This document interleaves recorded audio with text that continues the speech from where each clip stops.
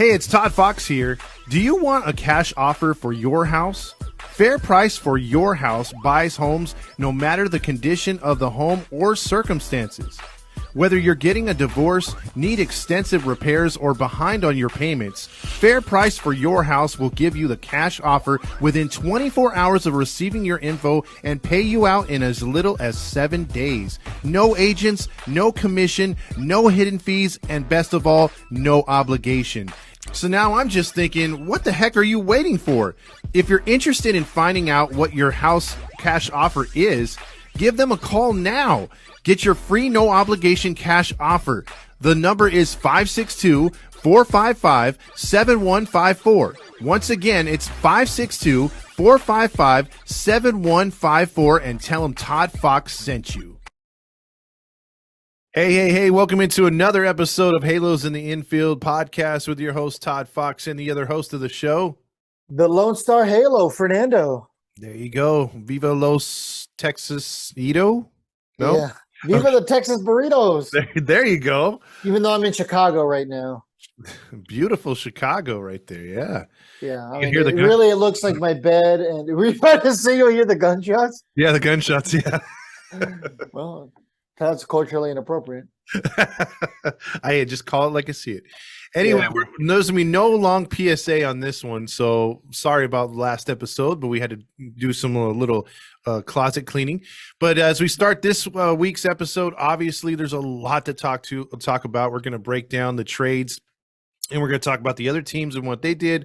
So we're going to focus heavily on the Angels, right? Absolutely. All right, well, let's get it started. Fernando, what do you want to hit here first? Well, we wanted to come on and do an episode about the trade deadline and the moves that were made.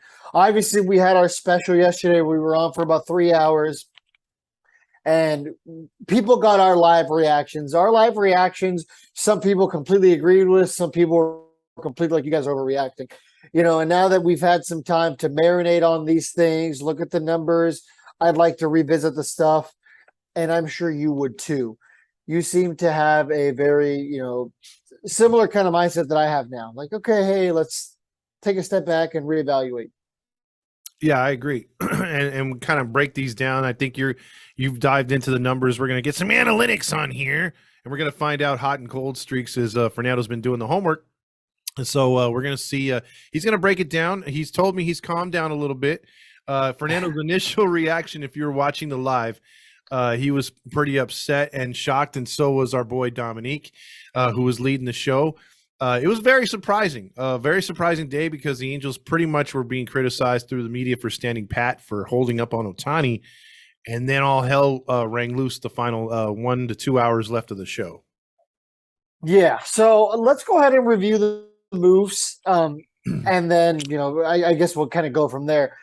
So the first move that was made was Brandon Marsh being traded for Logan O'Hoppe. We have gotten the correction on the pronunciation there. Mm-hmm. Noah Syndergaard being traded for Mickey Moniak and Jadiel Sanchez. And last but not least, what was definitely the bombshell was Raisel Iglesias in exchange for Tucker Davidson and Jesse Chavez. Yes, not Jesse Chavez. I can officially say he's not my closer. There you go. So thoughts on Marsh, because you were heavy on Marsh. You were very critical out the start of that one. So I want to get your reaction now that you've been able to think about it. So this move to me is still a little bit of a head scratcher. Okay. Now, I'm still going to get the people who are like, you're an idiot. This is a good move. We've never had a good catcher. I mean, let's be honest. This is not an organization that's had a rich history of long-term catchers. Yes, you've had some Molinas roll through here. Besides that, I mean, we're talking about Mike Napoli and Chris Iannetta as a possibility of being one of the better catchers in franchise history.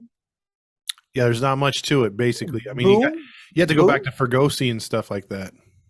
Was Bob Boone catcher? Bob Boone was a catcher, yes. Okay, well, there you go. So, yeah, we got to go a pretty decent distance back. Mm-hmm. We're not talking about any guys who are long-term catchers and who are mainstays in the organization as a catcher. Not exactly a rich catching tradition. Nope. in this organization. Mm-mm. So, with that being said, yeah, okay, this is an organization that clearly needed an answer at catcher long term. Yes, you have Max Stassi for, I believe, 2 more years after this. Mm-hmm. But the fact of the matter is, it seems like it's very common knowledge amongst Angels fans now that Max Stassi is not the comfortable catching option for most Angels fans. Do you feel comfortable with Max Stassi as the main catcher for the next 2 years? No, because I look at this year as an aberration with the management and the coaches. I think with new coaches next year, his numbers will come up a little bit. I think he's going to get back to maybe Max Stassi 2021, maybe not strike out as much. So I do like him in that regard. He's not the best defensive catcher. And the other thing that bothers me about him is this guy can't go more than 2 or 3 games in a row without having to sit a day or two. So he's not a guy that's going to play over 100 games. You're going to need a good secondary catcher. And for 2 years, we've had no good secondary catchers, meaning Kurt Suzuki's been terrible. So I would be more along the lines if we had a number one catcher and then had Stassi as a backup. I'd be perfectly fine with that. Yeah, and I think one of the biggest issues that Max Stassi was primarily known for his defense. You know what I mean? That's the reason why he's kind of stuck around. We got lucky with him with his bat in 2020. Last year had an average bat, but you're absolutely right. And I mean, our boy Randy called it in the very beginning, right, of the season when he said, "This is not a guy who's going to stay healthy, and this is not a guy who should ever be your number one." Randy was adamant about that from the beginning. Lo and behold, he was right. Wait. He was. I could feel his head getting bigger as we speak. But go ahead. Yeah, exactly. So then I was going to make a joke. I know you're really reluctant there, y'all. Even I have a line I don't want to cross. Unlike Randy. There it is. There it is. Yeah, no, but I mean, in 2019, he only played in 20 games with us. Obviously, that was after the trade. 2020 played in 31 games, and that was obviously out of 60. 2021, 87 games, and then this season it was 67 games. Yeah, and last season, be noted, he had a concussion. He had nagging injuries off and on, so he didn't even get any kind of bulk of the playing time. And he still put up decent enough numbers, and he's far. I mean, we would have loved for him to have the numbers he had last year, and they're not anywhere close this season. But I still think a lot of these guys in this lineup next year, and the guy we traded, Marsh, would have benefited from a new coach and new hitting instructors and hopefully batting practice. Because remember, this team doesn't take batting practice. So hopefully next year we get back to that with a new manager and everything else in place. Hey, remember, they took batting practice a couple times in the field this year, and you can tell it was rare because it was noteworthy. Yeah, exactly. They were actually reporting it. We had our beat reporters reporting it. I mean, Max Stassi batted 241 last year. Mm-hmm. So we're hoping that he returns to form, question mark? Yeah, because I feel like at his best, he could probably get you 260. He could probably get you a decent amount of walks. And he could probably hit you about, maybe if he were to play, let's say 110 games, he could probably hit you about 10 home runs and about 43 RBIs. And you take that. You take that for sure. I would definitely take that. But if you had a number one who was maybe doing about 15 to 17 homers, 60 to 65 RBIs, and about a 260 average too, 260, 270, whatever, right? That those two players combined get you over 20 homers and over 100 RBIs. You'd take that from your catching spot any day. Yeah, absolutely. And one positive thing that we're not talking about in terms of Max Stassi is lately he's done a really good job of getting on base. The pandemic season, which obviously we don't count, but anyway, he had a 352 on base percentage, and then last season he had a 326 on base percentage. So the guy gets on base, that's for sure. The problem is, can he once again maintain a healthy glove, and can he stay on the field? That's been the issue. Can he stay healthy? Can he return to a Gold Glove caliber defense?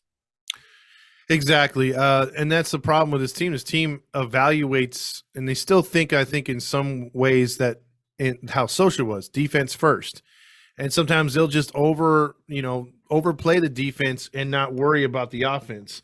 And I think that's where we have a problem and an issue here, because You know, with his Stassi's only thrown out, I think I want to say about 21% of the base runners, and it's even worse for Kurt. So it's not like we're leaving these guys in here for defensive purposes. Yeah, absolutely. And so now that I've really gotten to sit down and really think about it, so let's talk about Logan O'Hoppe and what he's got going on. So he was drafted by the Philadelphia Phillies in the 23rd round of the 2018 MLB draft. And I believe he was a top 3 prospect for the Phillies, and he is now the Angels' #1 prospect.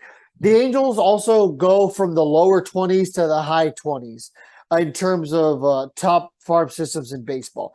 Doesn't seem like a big jump, but Logan himself made the Angels go up about 4 to 5 spots.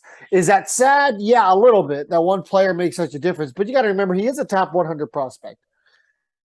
So in no way am I knocking Logan and what he might potentially bring to the table. But I still don't think that Brandon Marsh was the guy to give up. I do think that there's guys you could have given up. We'll get to that in a second. Let's real quick talk about Logan's numbers. Trying to pull it up here. So this season in Double-A Reading, in 75 games, he batted .275 with an on-base percentage of .392. That is huge. .392, the guy gets on base. He's got a good eye. Mm-hmm. Brandon Marsh has not had a good eye lately. His big thing has been swinging at pitches out of the zone, and the strikeout number has been way up, right? Yeah, he's striking out half of his at-bats. That was just terrible. Exactly. In 316 plate appearances, Logan has struck out 52 times. And last season, in 100 plate appearances, he only struck out 15 times. Oh, sorry, that was at fall ball. That was an Arizona Fall League. And Arizona Fall League, for those of you guys who don't know, is just about where the cream of the crop in terms of prospects go. And in Arizona Fall League, he batted .299 with the .440 on base percentage. That's pretty damn good. Yeah, we're not, look, I'll put it this way. With what happened with Syndergaard and then what happened here with Marsh going, we talked about this on the trade show. They were aiming for Toronto's plethora of catchers, and they just didn't get him. So the fallback was this guy, O'Hoppe, and he's not that bad of a fallback like you're bringing up, a high on base percentage. It's been frustrating to watch Stassi this year as a catcher in the 7th inning, strike out looking on a borderline pitch, and he's like looking back at the umpire like, what the hell was that? It's like, no, Dick, you know the strike zone all night. You're back there. You're the last one that should be caught looking, and he's been caught looking a lot. Marsh, like you said, struck out a lot of pitches. He was leading the team with 117 strikeouts prior to the trade. There's no doubt he's going to better his swing, whether he would stay here in Anaheim or go to Philly. But this catcher O'Hoppe, is going to bring something new to the team. I'm interested to see if you have any defensive stats on him or what his percentage is of throwing out base runners. I don't at the current moment, but I'll look for that right now. Okay, but this guy, again, like you said, a great #1, a #1 prospect like this all automatically jumps Bachman and the rest of the guys in this organization, bumps us up a few notches. This kid could be on his way up here. Maybe he gets a spring training invite. I don't think he's coming up this year, but he's projected. He was projected originally to come up in 2022. That was his original projected thing, according to the prospect page. Well, the way we're blasting players and especially pitchers up into the majors, maybe he does get a shot in September. But I still think he's gonna get a spring training invite, and then we'll see where it goes from there. Because again, we're gonna have to see what the Angels do in free agency too. So that could hold him back a little bit too. All right, so he's got a .990 fielding percentage throughout all 4 of his minor league years, but he does only have a 26% caught stealing rate. Got you. Not bad, not horrible. Well, that's the better, worst numbers. Better than what we got in the major league roster. That's for sure. Yeah. I mean, look, I'm to be honest with you, Fernando, I'm not looking for a Martin Maldonado catcher. I'm not looking for a guy who's just, we're getting in there for defensive purposes. I'm tired of that. I'd like to see some production from our catcher. So this guy coming up there and doing some damage, getting hits. I'm not looking for him to hit a lot of home runs. Just get on base, singles, doubles, and walks. Dude, I'll take that any day of the week, wouldn't you? Max Stassi has only thrown out 20% of runners for his career. Mm-hmm. And I mean, keep in mind, Max Taxi is considered a pretty good defensive catcher. So, perhaps I owe Logan an apology there. But honestly, I think this is one where I'm not on the same boat you are, my friend. I think catchers need to be defensive. I'm old school in that mentality. Okay.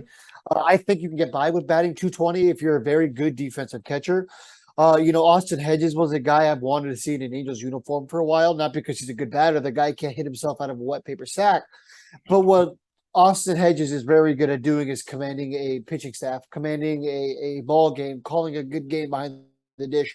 And if Logan O'Hoppe can do that, then that's something that I'm willing to, look at and judge him on that capacity.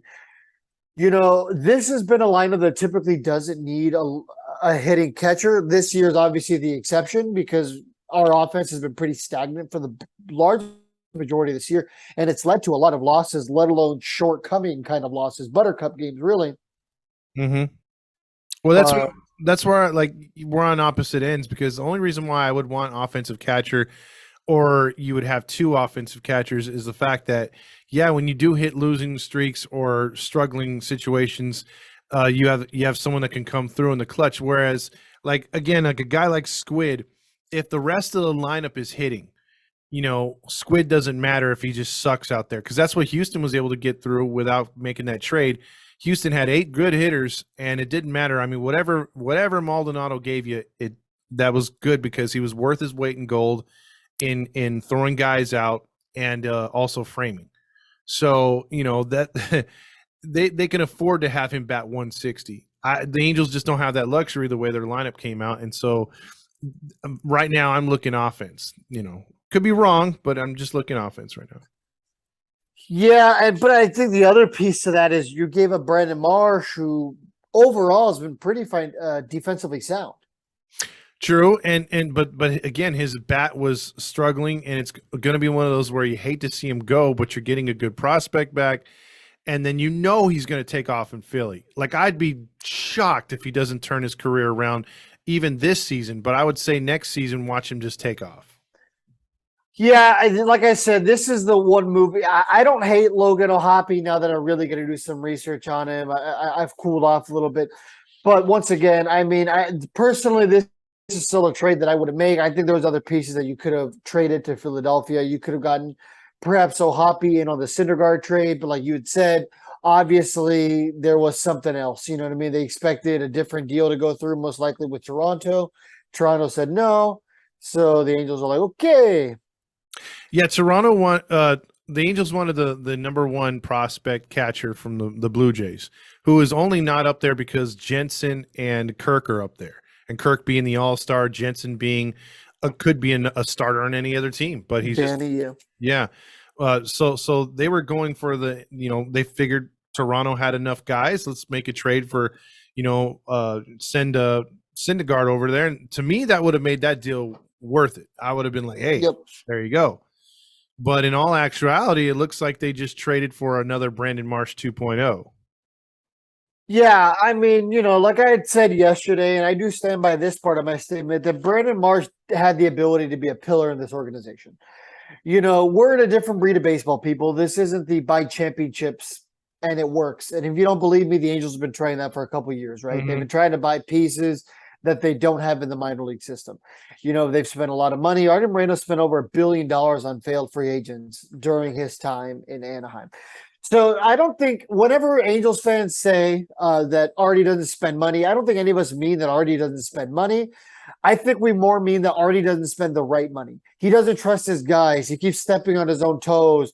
I made the joke that I've never seen Artie Moreno and Jerry Jones in the same room together. Mm-hmm. You know what I mean? Like they're very similar. Difference is, I definitely think that Jerry Jones doesn't get in his way as much as Artie Moreno does. And also, Jerry Jones hasn't been linked with as much illegal activity as Artie Moreno. Jerry Jones has had his scandals, but nothing like Artie Moreno has. Oh yeah, he's just gotten his popsicle messed with certain frat chicks, but yeah, exactly. But I will say this about Jerry Jones real quick, not to cut you off, but just real quick. No, you're good. Jerry Jones at least knows He's actually, you can look at Jerry Jones, you can ask him, and you could see that he's actually been involved in drafting players. He's been involved in signing players. So he knows the game of football. He's been around it. He might not make the best decisions all the time, the luck of the Cowboys, whatever. But I would trust him 10 billion more times than Artie Moreno. I know Artie is not in there with Perry like, let's threat this guy. He's not in there like that. Like the great Roger Lodge. Who's Quinn? Yeah. And the great Roger Lodge is like, yes, everything in this organization has to bow down and give thanks to Artie Moreno. Artie Moreno does everything. He is the cog that keeps this machine going. Do you think that Artie listens to AM 830? I think so because you think so. I think so because he loves ESPN programming. No, I think when there's something positive and he knows that Roger's going to say something, oh, you best believe he wants to get his honked a little bit. You know what I mean? Yeah, exactly. I'm gonna go in there. I'm gonna call that show one day, and I'm just gonna be like, "Hey, I have my Halo honk," and it's gonna be one of those bicycle honks. The horn. There you go. Okay, so like I was saying, man, this is still the one move to me that I don't hate. Logan O'Hoppe might be a good major leaguer in the future, but yet so could Brandon Marsh. And this is going to be a theme that I say multiple times. So this is going to be the first time that I say it. This is the kind of move that if you're Perry Menasian, you're a genius or you're a jackass. These are the moves that get people fired. Yes.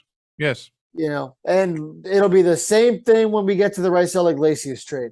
These are the moves that get you fired. If this move doesn't pan out, you are looking for a job, my friend.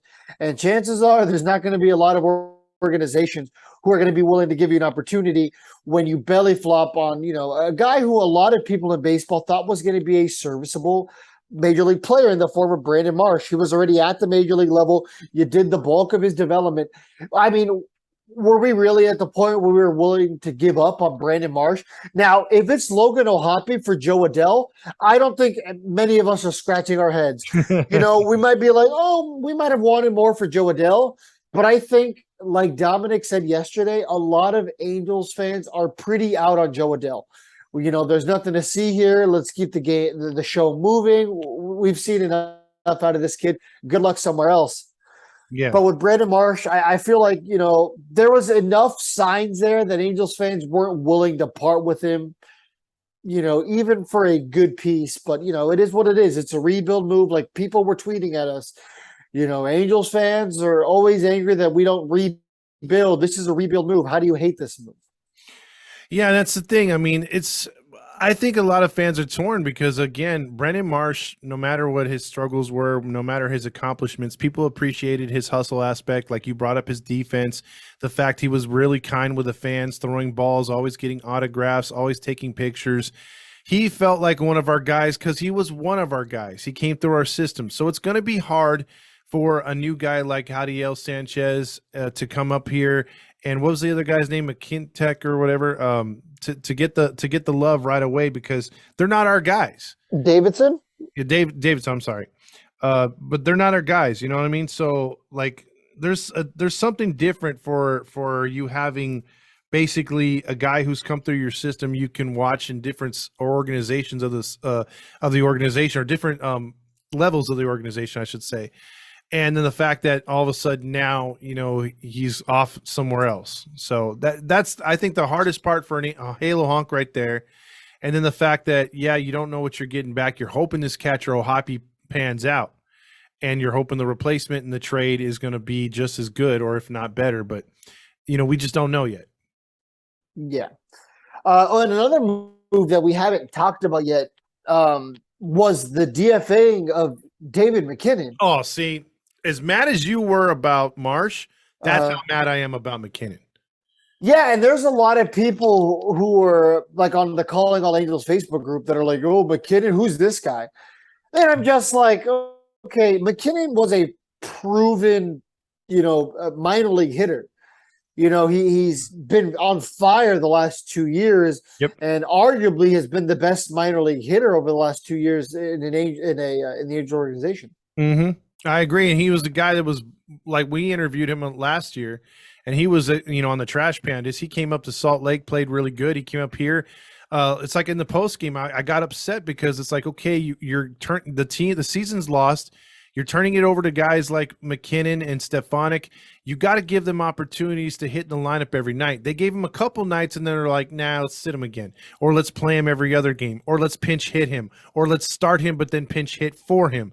Let's start him at third. No, let's go back to first. You're fucking with him every night, and you can't get any kind of consistency. And I felt that that's why he hit a couple where he hit a streak where he was like 0 for 12 or whatever.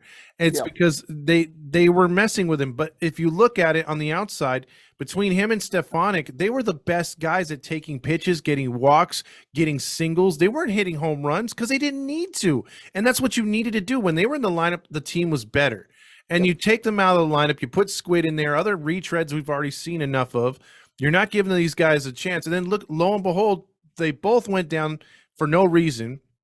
And then you DFA McKinnon with no explanation. Yeah. David McKinnon in 2022 for the Salt Lake Beat had an on-base percentage of .429. Exactly. And last season with the Trash Pandas, on-base percentage of .380. Yeah. This year he was batting .324 with the Salt Lake City Bees. Yeah.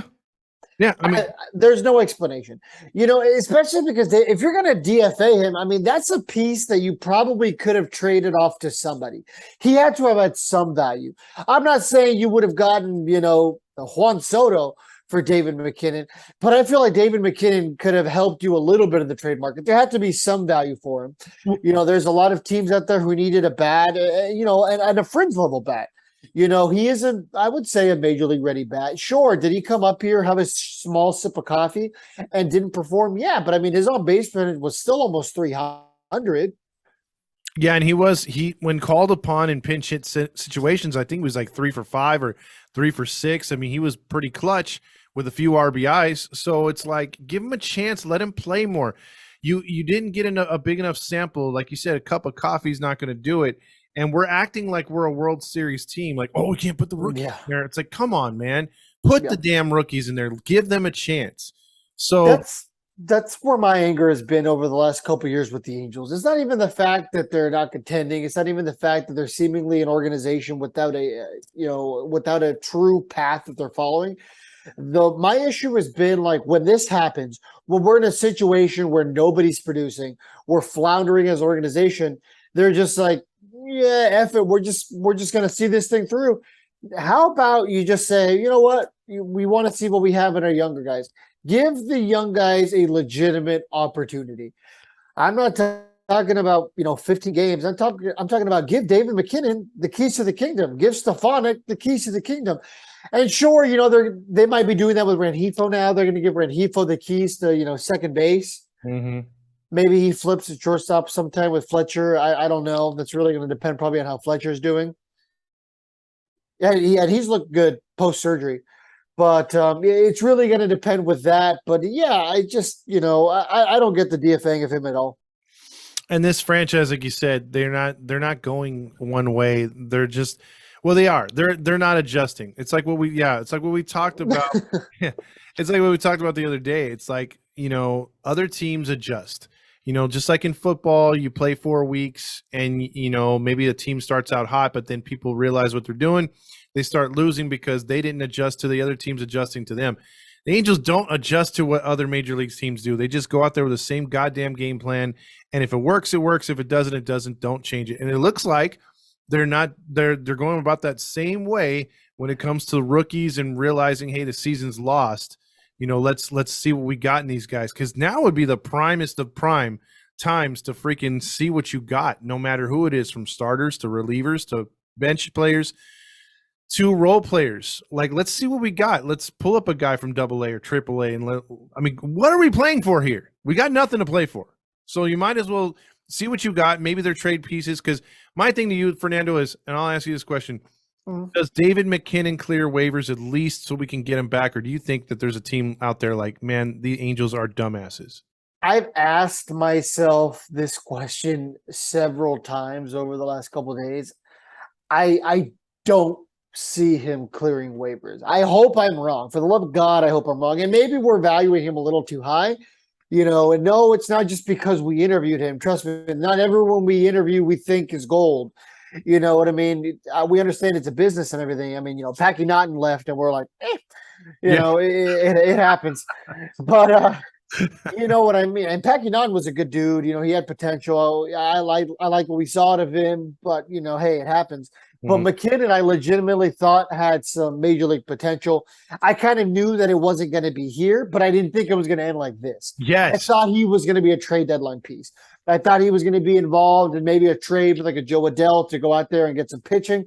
Granted, that was before we decided to suck. But not wear paper bags, though. We're not doing that. No, because someone might snatch it off our heads. Sickos? But I'll tell you this, Fernando, you're 100% correct. 100% correct. Me and you both thought not only is he a great interview, but he's a baseball player. He's a guy that's determined to be better at what he does. Level-headed. Yeah, very much so. And we saw what he could do in spring training. We saw what he did so far up here. And me and you were like, hey, we're proud of this guy, but you were the first to say it, and then I'm like, yeah, you're right. I didn't see him long-term because of love affair with Walsh and other players that they have on this team. There just seemed to be too much of a log jam, and he was progressing too fast through the system. So we both, after a while thought, hey, this is going to be a guy who's going to get dealt. And it's just, like you said, man, very, very disappointing on how he's out of this organization. He could – I know there could be a team that could use him right now. Yeah, absolutely. I mean, I'll say this. If you're a fan, there's some people who probably have a fetish of getting gaslighted. And if you like being gaslit, the Angels fan base is for you. The Angels, period, are for you. Well, that's just what this whole trade deadline was, just being gaslighted. Or even this off season. You know what I mean? We kind of thought we were going to have one thing. I mean, on paper, we had a great team. And nope. Talk about getting your feelings manipulated completely. Oh, yeah. I mean, because, again, I'll go back to it. The month that's always hurt us has been April, and this month of April was great. So we were all in. We were all in thinking, man, once they get past April, man, watch out. Yeah, it hasn't worked out like that at all. A friend of the page, I won't disclose who, but I mean, I'm sure you could probably figure it out if you think like in heart, said that this was the L of the year for the Angels. Yeah, I know what you're talking about. Yeah, this was the L of the year that the Angels could have possibly had. So the next move that we'll talk about, we'll talk about the Noah Syndergaard trade. Mickey Moniak and Jadiel Sanchez are coming here in exchange for Noah Syndergaard. And obviously Noah Syndergaard is a rental. The Phillies are picking up the remainder of his $7 million. Angels gave him $21 million. Obviously, the way that the trade deadline worked, they're just picking up the rest of his salary. So Mickey Moniak this season's got a minus .06 WAR, 46 at-bats with the Phillies. He had 6 hits and was batting 130. He's a career 129 hitter. He's only had 93 at-bats at the major league level. So not exactly a piece that's been a very sexy piece. Sam Blum compared him to it was Phil Nevin. Phil Nevin was a former first overall pick. Took him a couple years to get hot. Mickey Moniak was also a number 1 overall pick in 2016, which was the same year that Taylor Ward was drafted? No, was that the Matt Dice year? I think that was the Matt Dice year. Dice year, yeah. So, hey, sometimes it does take these guys a little longer. I mean, look at Taylor Ward. I mean, granted, he's kind of tapered off pretty drastically. Koletic. Honestly, he was that. I was going to say the Mariners Koletic or whatever his name is. Yep. Taylor Ward was kind of a guy who I wanted to see go along with another piece in exchange for Hoppy over Brandon Marsh. Just saying. Philly still would have gotten some controllable help in the outfield with some pop. I think this was a change of scenery trade for him. So we'll see if that pans out here. And he's not a 4A guy.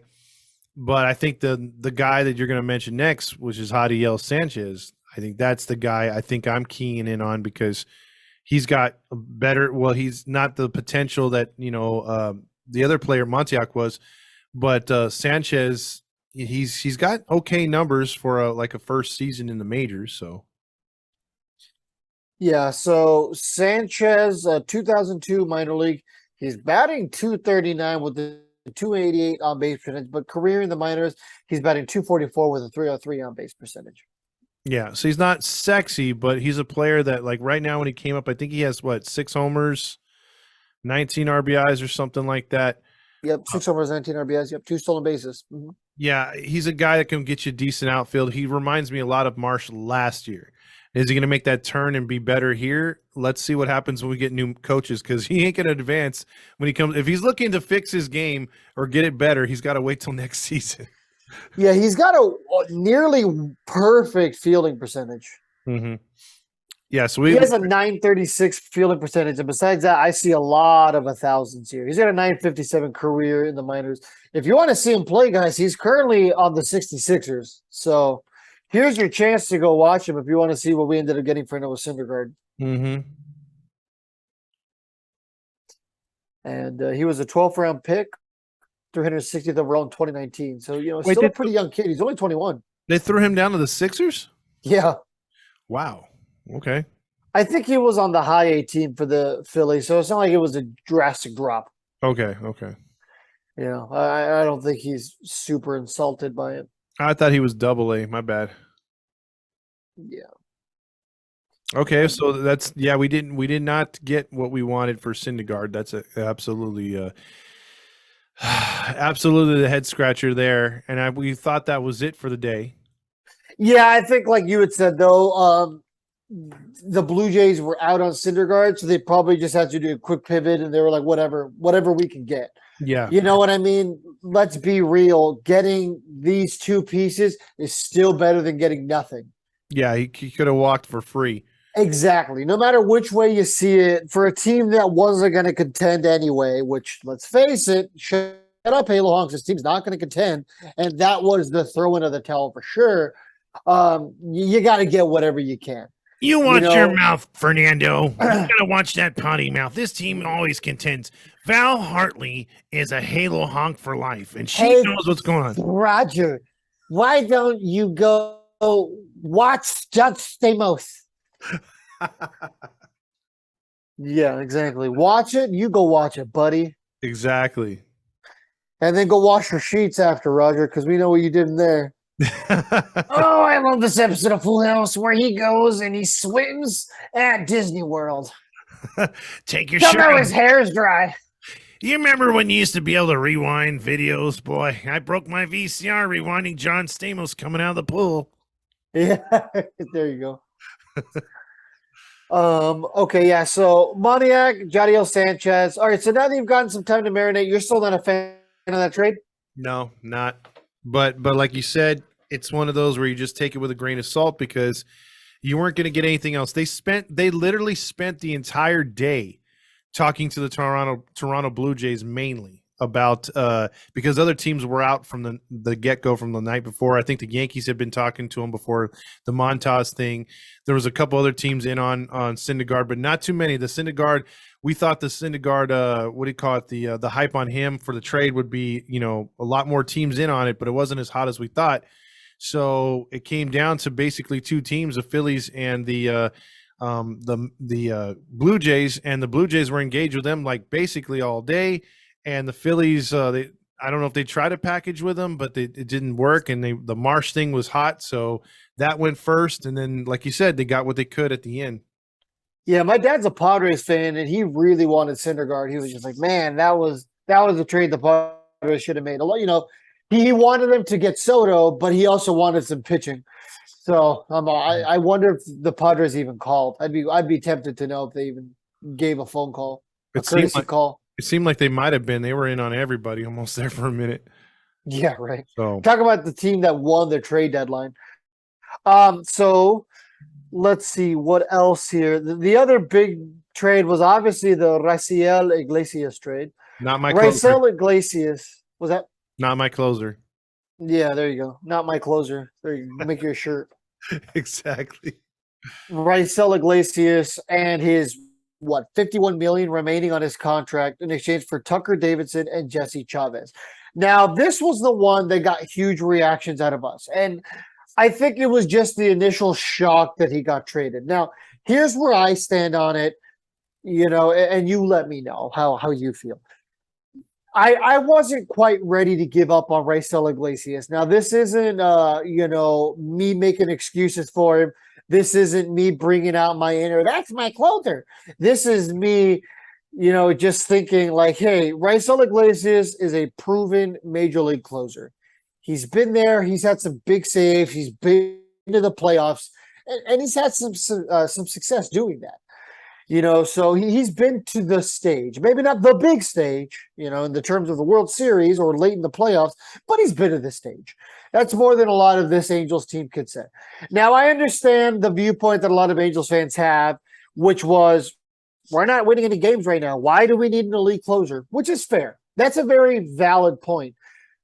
But in theory, next year is your 1 year window. As of right now, I haven't heard anything about a Shohei Ohtani extension, and we probably won't until this offseason.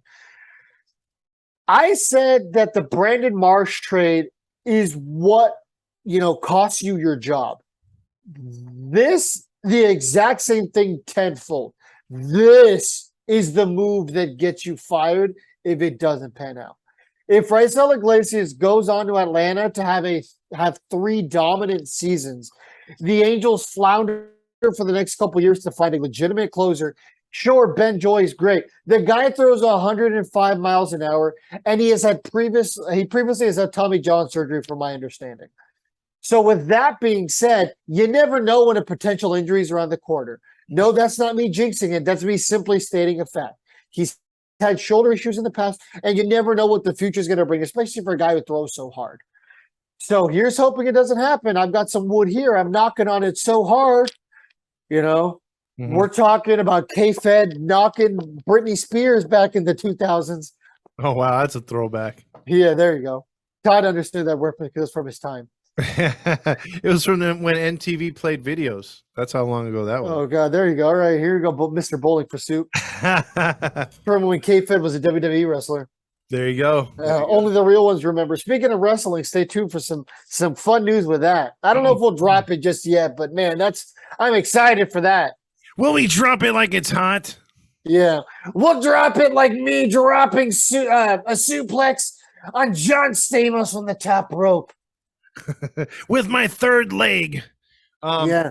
Well, he asked why my face is so low into his butt. Well, here's what I feel about that Raisel thing. I mean, it was like hitting you with a ton of bricks, but I heard some people say, I don't know who it was from our show or if it was a comment, or I think it might have been a comment on my post game or a phone call. Either way, I just remember someone saying that Raisel was only good with a lead in a blowout or a save situation. He was no good in a tie situation. He was no good trying to keep the team within a run or just getting work in. He seemed to be very, very bad at that, and his ERA was up. Most closers are, though. Yeah, but I do say this. He was abused earlier in the season, not used enough. I think he sat way too many times. He wasn't able to stay warm because, again, Joe Maddon said it himself, even though he used Raisel as much as 4 times in a row last year in save or close situations trying to save that season, he went only 1 game and then would sit him the next game. He's done, a day off before a day off with him. So this organization misused him. And I think with him going to Atlanta, this is a clear salary dump, like you called it, from like the moment it happened. But him going to Atlanta is only beefing up Atlanta's chances to get to the World Series. Now, I don't know if they're going to go Kelly Jansen in the 8th and him in the 9th. That's what I would go to. But this changes everything. And like last night, you saw it. Quijada comes out. They had about 15,000 fans there at the stadium. 22 supposedly that paid 22,000, and nobody cheered Quijada coming in there because they're like, oh yeah. And when you had Raisel, you had his song, you had his attitude, the flair, the fire, his theatrics at the end, pointing to the sky. He was a good guy. He loved it here, and that's why he signed the 4-year extension. And then for him to not even make it 1 year into the extension, not because of injury, but because we had to trade him or we did trade him, it's very, very disappointing. Now it's like all or nothing. We pushed all our chips, and now Shohei knows more than anything. It's him for us or nothing. Let me ask you this. Was Raisel Iglesias broken? Not right now. I mean, in general. Is Raisel Iglesias broken? No. Okay, because I was seeing that a lot, and I'm sure you saw it in the comment section too. This is a good move. Raisel Iglesias is broken. Is he? No, Because he really broken. You watch how Atlanta uses their pitchers, number one, and then you watch how they're consistent in winning. He's going to get a lot of opportunities, a lot of innings down the stretch. You watch him get back to his dominance that he had last year and the start of this year. Okay. I agree with you. Yeah, I don't think Raisel Iglesias was broken. I don't think trading him was the answer. That's not a move that I necessarily loved when it happened. That's not a move that I thought that I honestly think is going to be good for us next year. You're putting a lot of hope on guys like DePera or Loop to be able to step up. Quijada, you're putting a lot of pressure on Ben Joyce, who we just drafted. I keep seeing his name everywhere. Oh, or Sam Bachman. Guys, these are young kids who you're thinking are going to step in and replace one of baseball's elite closers. That's not a hot take. That's a Well, yeah, look at how many of these young guys you're talking about. When you talk about a team that supposedly wants to get Ohtani and Trout to the World Series and Rendon, if you want to throw him in there, the only way you're going to do that is with it. That guy that we forgot to bubble wrap at the beginning of the season. Okay. But I mean, like pitching, when you look at even last year's team, the Atlanta Braves, you look at the Dodgers, you look at the Astros, teams that get to the World Series. Yes, they have young kids that come up that maybe have a year or less of experience that make moves like a Frankie Rodriguez down the stretch to get into the World Series playoffs, whatever. But you need the perfect kind of mix of veterans and also role players that have been there through the years. Yep. And this team, if you're going to start over, you're going to be like making the pitching staff all new and forcing, like you said, these rookies to come out of freaking the Trash Pandas organization, Salt Lake Bees, and throw them into the fire. That's not exactly winning baseball. That's not exactly championship caliber baseball. Yeah, and there's the fact of the matter is that now the Angels have quite a bit of money coming off the books for next season, right? You don't have to worry about Justin Upton's contract. You don't even have to worry now about Raisel's contract. I'm trying to see exactly how much he's supposed to be getting next season. I know it was 4-year, $58 million, but his contract was backloaded. So this year he was getting 10. Mm-hmm. Next year he's supposed to get 16, 16, and then 16. Okay, yeah. So it is backloaded, yeah. I thought it was more drastic than that. I thought next year was going to be like 13, and the year afterward was going to be, more. But yeah, so it's 16, 16, 16. And how much did they save with Upton? I off the top of my head, I believe it's about either 23 or 28 million, but I'm looking right now. They didn't take a cap hit for that, right? This year they did. They're paying his contract still in full. Okay. So because it looks like for me, I mean, they're going to save money, obviously, but 27 is what he's getting. Okay. So 28, yeah. Here's my thing, and I'll ask you if you feel the same way. I think they're going to. I think even Shohei's, even his agent is not like a Boris type dude. But I know most of these guys and his body language so far with Shohei. I think Shohei gives them to spring training, and if they don't come up with a contract extension by then, I think he shuts it down and says, "I'm focused in on being the best Shohei Ohtani for 2023. I'll give you all I got." And he either forces the Angels into a trade or he forces them in because, or you're going to have to play with even more fire. And what if the Angels make the postseason? You can't trade Ohtani at the end of 2023. He tests free agency. Yeah, he strikes me as a guy who would be I'm going to test free agency no matter what guy. Yeah, I don't know why. That's just the vibe I'm getting, and I hope to God I'm wrong, especially now. You know what I mean? Obviously, now this is the course. This is probably the plan. I can't see any other situation as to why they get rid of Raisel Iglesias other than as a salary dump. Yeah, we got Tucker Davidson. Great. Tucker Davidson has potential, sure. I mean, you said that with so much confidence, by the way. Yeah, he's got a career 5.11 ERA. He's right now got a 6.46 ERA on the season. He's 1-2 pitched in 4 games for a total of 15 innings. So yeah, he's 37 major league innings with a 5.11 ERA. So yeah, go figure. He's got a lot of potential. Great. Okay. What I'm saying here That's my closer. yeah, there you go. My goddamn closer. I'm just reading the numbers. I have yet to see him pitch. I haven't even seen any video on him specifically. Mm-hmm. So I'm gonna have to give him some benefit of the doubt. And the other thing that we're discounting is that he was a Perry Manassian guy, right? Perry was there. So maybe Perry knows something about him that we don't know. Yeah, that could be. But I mean, either way, it's worth a shot.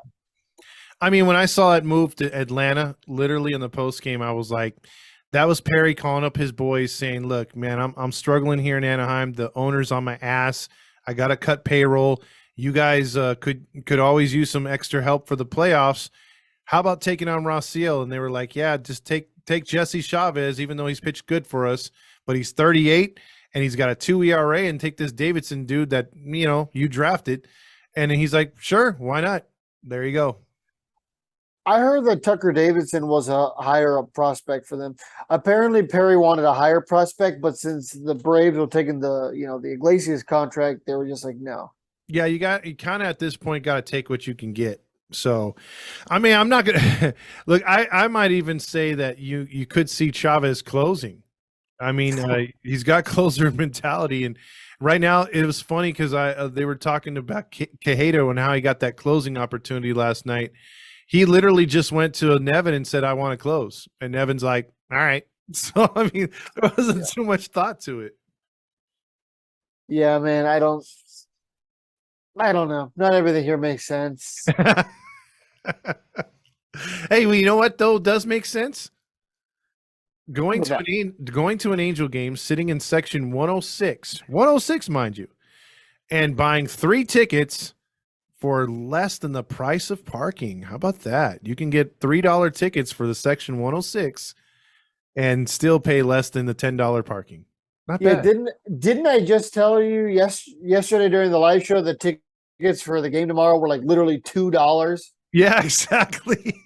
Tickets for tomorrow's game are $2. I'll check right now. And obviously by the time you guys listen to this is today. So if you guys want to head on out of the ballpark and watch Shohei Ohtani do what Shohei Ohtani does best, which is cream in my mouth. Did I say that out loud? I didn't say that out loud, did I? James, can you edit that out? Oh, yes, you did. You did say it. Yeah. Yep, $2. Still $2. Wow, so you basically can go for the price of you take 4 of your, 4 family members for $2 each. And still not be able to afford a souvenir cup. Yeah, there you go. Go figure. I mean, I would imagine that field level seats are still expensive, right? Let's see. Oh yeah, they still range from about $21 to $56, maybe a little more. Yeah, I mean, to be in section 124 is $60. Yeah, I did. I mean, that's still pretty low. Yeah, it's low, but come on, man. I mean, like I still think, and I stand behind. We need to do that blind date episode at some point from the season, from like the worst seat in the goddamn house. Pay like $1. You're like, we only spare the most for our fans. Yeah, by the way, if anybody wants to help us with that and you want to go on a blind date with Todd Fox being the host, please reach out. I mean, if you want to get set up for a real date, we'll figure it out. We'll find you a good date. Let us know what your preferences. This could be for a male or female. Mm-hmm. Todd Fox does not discriminate. So no matter what side of the fence you are there on the sexual orientation ladder, Todd Fox will help you out. We're a progressive show. It doesn't matter which organ you prefer. We're all human. Yeah. Unless you identify as a fish or a tree, you just let us know. Which in that case, you're still human. You just aren't into humans. Yeah, exactly. So, but yeah, we do cross the line of bestiality. There's none of that stuff there. So yeah, well, exactly. We can't cover it legally. Yeah. If you want to be into that, that's on you. Exactly. Head on over another page for that. If you like that, our name is Halo Haven. leave us a review. Wow, we're making all kinds of friends right now. I mean, I had to say somebody. You're all, all right, we already messed with them. All right. Yeah, I'm gonna go down the check. Mike up. My name is Mike up the Halo. Yeah. Oh man, so those three trades kicked us in the balls, kind of sucked. Any other ones you want to talk about before, or anything else you want to hit on with the Halos here? Let's real quick talk about that Juan Soto trade. Let's do it.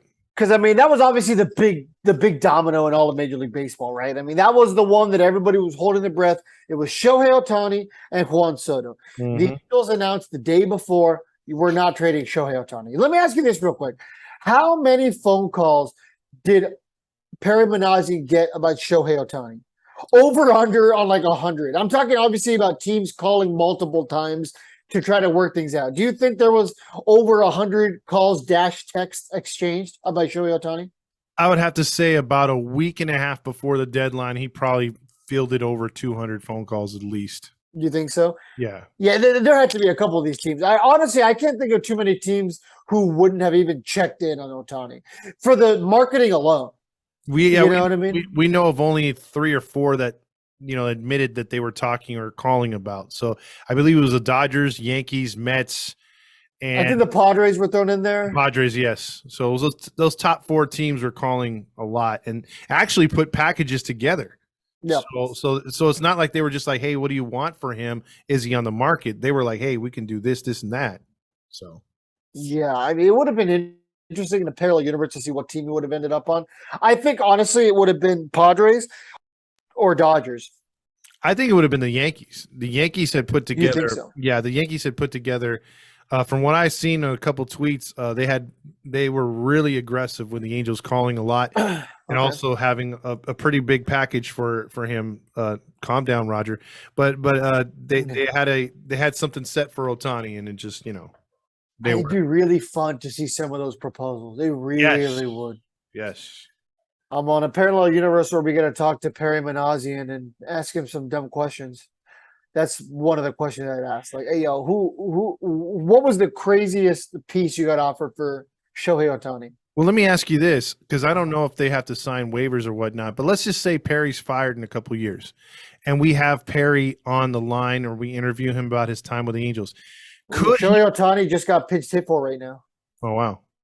During the game, which I mean, it's a big deal. That's not good. Exactly. So what if let's say like I said, 2 years from now, he's removed from the Angels GM. He doesn't have a job. He's not with any organization. And me and you get him on an interview.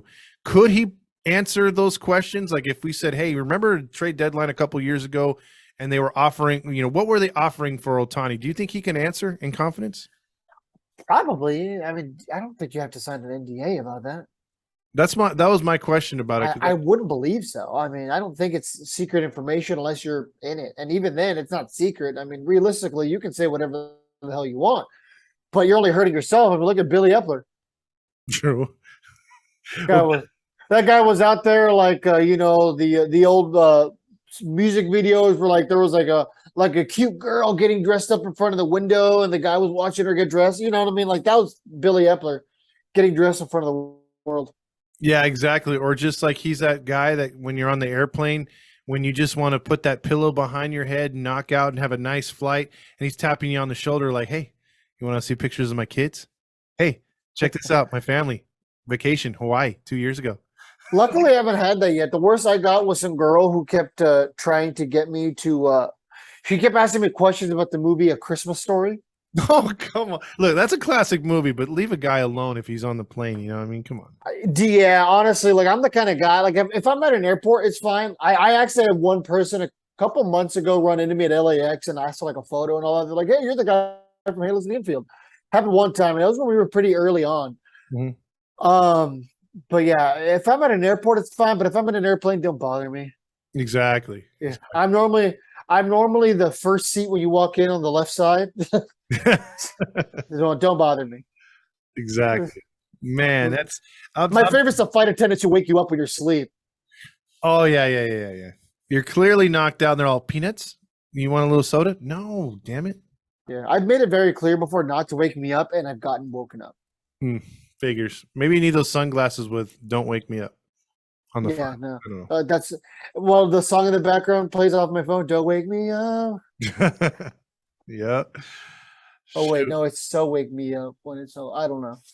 I I don't thought like you. music. Oh, okay. Oh yeah, that's right. You don't even have a favorite band. That's crazy. I have a favorite band. I'm just not a big music guy. Oh, okay. Gotcha. So with that being said, we got to hit on that blind date though thing. We got to set that Agreed. up. Yeah, because I think that would bring some at least excitement to the end of the season if we did that in September sometime. Doing a Yeah, blind I date. agree with you. But yeah, with that being said, like again, the one getting back to the Juan Soto trade. Oh yeah. Mackenzie Gore, C.J. Abrams, Robert Hassel, James Wood, Harlan Susanna, and Luke Voigt go to the Nationals, obviously from the Padres, and the Padres get Juan Soto and Josh Bell, the first baseman. And then in a corresponding move, they traded Eric Hosmer because a lot of people are like, oh, well, they already have Eric Hosmer. They traded him away, and now Josh Bell's their first baseman.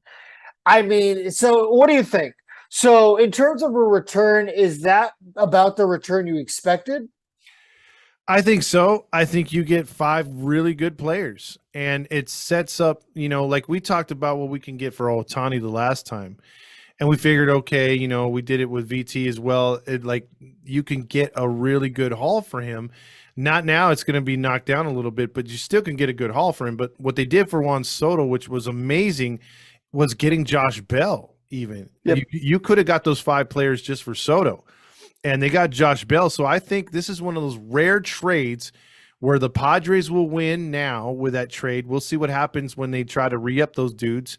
And you look at the Nationals and say, hey, they set themselves up for a really nice future. So I think it worked out for both teams. Yeah, we were talking yesterday, and I had said I thought the Nationals were the winner of the trade deadline. I mean, sure, they're not going to win anymore right now. Honestly, I think they're a better team today than they were yesterday I agree. at the beginning of the day. You know what I mean? Because this trade's going to work out for them. And the big thing for the Padres is Juan Soto is not a free agent until 2025. So this is a move that will keep paying off for the Padres. And here's the thing, surprise, surprise, 2 superstars on a team that was pretty much top heavy with just a bunch of role players underneath them. You trade away these 2 guys, and look what's going to happen. That's teams. Yeah, the fans might be upset because these 2 guys, and Bell wasn't their guy. Bell came from Pittsburgh, but Soto was their guy. He has a World Series thing. You've seen about the players like Harper, Scherzer, Rendon, Turner, a bunch of other guys have left the Nationals since that World Series team in 2019. But the thing is, they're hitting the reset button. They know what they're doing. We're still going to be top heavy with Trout, Otani, and Rendon. So, I mean, who's making the right moves right here? Do you think the Nationals are in a better spot right now to win early, or get back to winning, or are the Angels there? I don't know, man. I mean, don't ask me that question right now. It's really going to depend on what happens this offseason. And honestly, it's going to depend what happens after that. I'm done predicting when the Angels are going to be competitive. It obviously isn't working out for us. You mean We're it's not not good fun? You're not enjoying being disappointed? Yeah, right. No, I mean, what I'm not enjoying is having to consistently come on to this podcast and be realistic. People think that we get enjoyment out of coming on here and bashing the team, bashing the front office, bashing the players. I don't like doing that. Literally, I'm no different than many of you. If you were to go look at my walk-in closet, 80% of my clothes is Angels items. Mm-hmm. I have so many Angel sets, I can barely fit them in a box. I have an entire side of my closet that's just baseball jerseys, and 90% of them are Angels jerseys. Just look at your man cave before. Look at my man cave before. Yep. Every single autograph item I've gotten there, except for maybe 2 of them, I got by hand. Mm-hmm. I used to go to Angel Stadium at 11:30 in the morning, driving up from San Diego, mind you. Riding your bike up the 5 freeway from San Diego. Yeah, exactly. With my main squeeze in the basket, Shelly Otani. Yeah, I would be there at 11:30 in the morning. I'd go get some Blaze Pizza at the Main Place Mall with whichever buddy I'm going to the game with that day. We would wait until 4 p.m. or 3:30 because it's typically when all the players arrive, and just sit there for hours and try to get autographs. That is what we did 50 times a year for 5 straight years until COVID ruined it. That's what I did for almost every game. Obviously, I didn't do it all 50 times, but out of the 50-ish games I went to every year, I would do it about 30 times, and that's what I did. And that's why now I have so many autographs. I honestly, my parents' closet back in San Diego, that my old closet there, I have just bins of autographed baseballs. You saw when we had the tailgate last year, I literally just gave them away. People were like, "Oh my God." And I'm like, honestly, take it. Yeah, you had so many autographs from different Angels players. It was pretty cool. You were giving them away randomly, and then people got the baseballs, and you were explaining who they were, and that was cool. People were stoked for it. I'm still tempted. One of these days, I'll give away my Trout. One of my Trout. I have 5 Mike Trout signed baseballs. I'm very lucky to have met Mike Trout 5 times. So I don't know. I feel like that'd be a really good giveaway. Maybe I save it for a really big giveaway, a really big milestone for the page. But one day I feel like I will give one of them away. That would be a tremendous giveaway. I'm just saying. But going back to what you were saying, though, I'm 100% there with you. I would, as the team is basically given us so much to ridicule, so much to go after, so much to scratch our heads about. So yeah, we're gonna be negative from time to time. But when they're good, again, I mean, I hate to have to explain it, but it seems like since we've been on the air, since Halos in the Infield has started, we have been, I would have to say 70% of the time we've been negative. We've had an off season to marinate on trades and the potential of this team being good. I mean, last year when we jumped on as a network, the team was already fading under 500. They were already like doing the regular things and not winning, and then having a lot of injuries. And then this year had so much promise. So the 20% of the season we were stoked. We were on board. Everything was going good. We were positive. We still had things to be like, okay, well, this needs to work here. This needs to change here, and then we could be better. But there was that positivity that we're like, hey, we still see the light at the end of the tunnel. Looks like we're going to break down that playoff barrier that we've been continually hitting. But now it just, again, we're in a situation where we just had 3 trades that hurt the fans emotionally. We don't know how it's going to be going further on. The attendance is down. Mike Trout's not even in the lineup. Big question mark on Shohei Ohtani. What do we do with the field? I mean, there's so much to talk about, but none of it's positive. Yeah, and I think the other big thing now is, they're saying that Mickey now is going to be getting the bulk of the reps in center field, which now begs the question, where does that leave Mike Trout?